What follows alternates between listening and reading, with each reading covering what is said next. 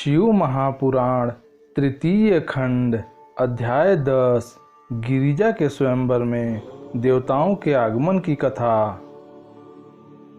सूत जी ने कहा, हे ऋषियों, इतनी कथा सुनकर नारद जी ने ब्रह्मा जी से कहा, हे पिता, जिस प्रकार आपने भगवती गिरिजा की सुंदरता का वर्णन किया, उसी प्रकार उनके विवाह के चरित्र भी मुझे सुनाने की कृपा करें।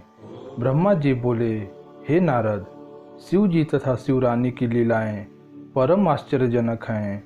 वे तीनों लोकों के स्वामी हैं, अतः तुम्हें उचित है कि तुम संदेह रहित होकर उनकी संपूर्ण कथाओं में विश्वास रखो।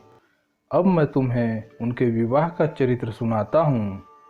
कुछ लोगों का यह कहना है कि गिरिजा का विवाह स्वयंवर के रूप में हुआ, परंतु कल्प भेद के अनुसार गिरिजा के विवाह की कथाएं अलग अलग प्रकार से हैं। एक कथा यह है कि शिव जी दिगंबर वेश में भिक्षुक स्वरूप धारण कर हिमाचल के द्वार पर विवाह करने के लिए आए थे। उस समय वे बैल पर आरूढ़ थे और शुक्र तथा शनिचर नामक देवता उनके साथ थे। अन्य देवता उनके साथ तो थे, परंतु वे प्रत्यक्ष दिखाई नहीं देते थे।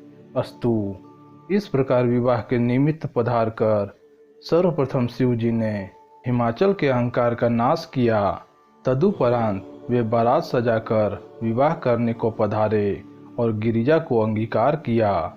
हे नारद, कुछ आचार्यों का कहना है कि शिव जी ने गिरिजा की तपस्या से प्रसन्न होकर उनके साथ विवाह करना स्वीकार किया और बारात लेकर हिमाचल के घर जा पहुँचे। वहाँ उन्होंने अनेकों प्रकार की लीलाओं के द्वारा सब लोगों को सुख पहुँचाया तथा मैना के भ्रम को नष्ट कर दिया।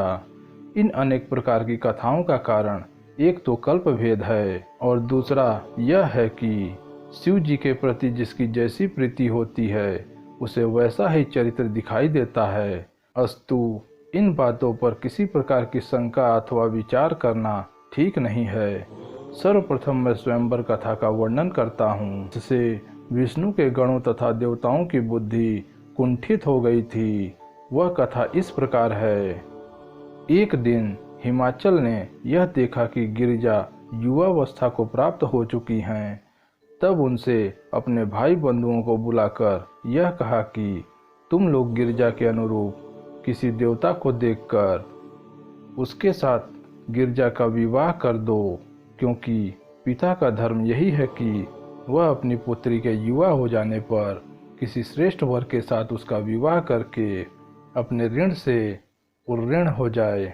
उन्हीं दिनों मैना ने भी हिमाचल को अपने निकट बुलाकर यह कहा कि हे स्वामी, गिरिजा युवावस्था को प्राप्त हो चुकी है, अस्तु आप उसके लिए कोई श्रेष्ठ वर ढूंढें। उन्होंने यह भी कहा कि गिरिजा मुझे अत्यंत प्रिय है, अतः इसके लिए कोई ऐसा योग्य वर ढूंढें जो सब प्रकार से प्रसन्नता का पात्र हो। हे नारद, मैना की यह बात सुनकर हिमाचल अत्यंत प्रसन्न हो घर से बाहर निकले और राज्यसभा में पहुंचकर मंत्रियों से इस प्रकार कहने लगे, हे मंत्रियों, आप मेरी पुत्री के योग्य किसी उचित वर की तलाश करें। उस समय मंत्रियों ने यह सम्मति दी, हे राजन, राजकन्या के विवाह के लिए आप एक ऐसे स्वयंवर का आयोजन करें जिसमें ब्रह्मा, विष्णु आदि सभी दिक्पाल भी सम्मिलित हों। सर्वप्रथम आप उस स्वयंवर के समय गिरिजा को प्रत्येक विवाह इच्छुक पुरुष के नाम, गुण आदि के संबंध में सूचित करें। तदुपरांत उसका स्वरूप दिखाएं। उस समय गिरिजा जिसके कंठ में वरमाला डाल दे, उसी के साथ गिरिजा का विवाह कर दिया जाए। मंत्रियों की इस सम्मति को सुनकर हिमाचल को अत्यंत प्रसन्नता हुई। तब उन्होंने स्वयंवर की तिथि निश्चित कर सब लोगों के पास निमंत्रण पत्र भेज दिए। हे नारद, गिरिजा के स्वयंवर का समाचार प्राप्त कर सभी देवता हिमाचल के नगर में जा पहुँचे। मैं, विष्णु, इंद्र, सूर्य, चंद्रमा आदि तथा अन्य दिक्पाल भी अपनी अपनी बारात सजाकर बड़ी धूमधाम से हिमाचल के यहाँ गए। हे नारद, हम सब लोगों को देखते ही हिमाचल ने अगवानी करते हुए सबका अत्यंत आदर सत्कार किया। तदुपरांत स्तुति एवं प्रशंसा करके रहने के लिए श्रेष्ठ निवास दिया।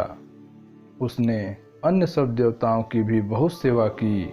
जब हम लोग स्वयंवर स्थल में जा पहुँचे तो उस विचित्र मंडप को देखकर हमें अत्यंत आनंद हुआ। हम लोग परस्पर बातें करते हुए कहने लगे, देखें आज गिरिजा किस पर प्रसन्न होती हैं और किसे उनके साथ विवाह करने का सौभाग्य प्राप्त होता है। कोई कहता वे विष्णु जी को स्वीकार करेंगी और कोई अन्य देवता का नाम लेता था।